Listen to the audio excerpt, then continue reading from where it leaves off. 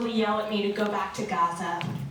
The underlying subtext here is go back to Gaza so that American-made missiles wielded by the IDF can decimate me, along with the other millions of people who are trapped there. But I'm not from the Middle East. I'm from here, and I'm pretty upset.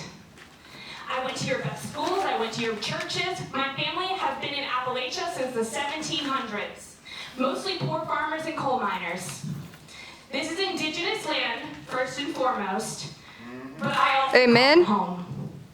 What do you do when one day you wake up and realize how complicit you are in the suffering of other people across the globe? What do you do when the religion you were born into and practiced for 25 years becomes weaponized by politicians like Bobby Dyer, who use it to justify the occupation, displacement, and murder of God's children? What do you do when you find yourself in the heart of the military-industrial complex where politicians' eyes glaze over as you plead for them to stop involving us in highly industrialized and systematic brutalization of other human beings? The reality is that Palestinian men, women, and children have been starved, disabled, mutilated, and incinerated with the aid of our country, our military, our taxes, and our local industry for a very long time. And it's not just Palestine either. I've now had 8 months to do plenty of in-depth research about the history of the conflict. I ran into a lot of other history too. Lots of good stuff about taxation without representation.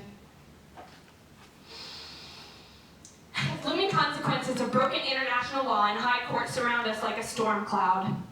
You and the rest of our government, both Republicans and Democrats, continue to turn the world against us by continuing to serve not only your own personal interests, but the interests of a foreign government.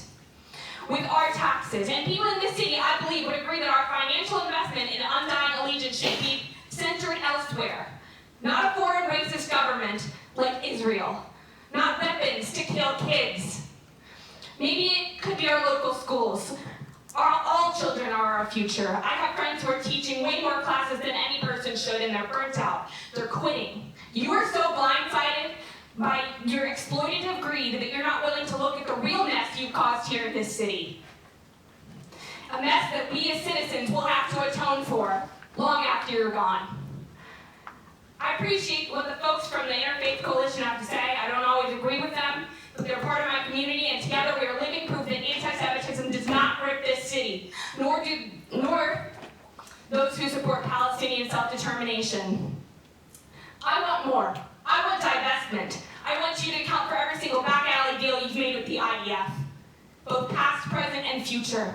I want to require public disclosure of little galas that you host with your little cronies. Shame on you. Thank you. Shame. Dyer. Shame on you. You wanted Shame on to you. Shame on you. Hey, folks. Yeah. Civility during a genocide. Okay.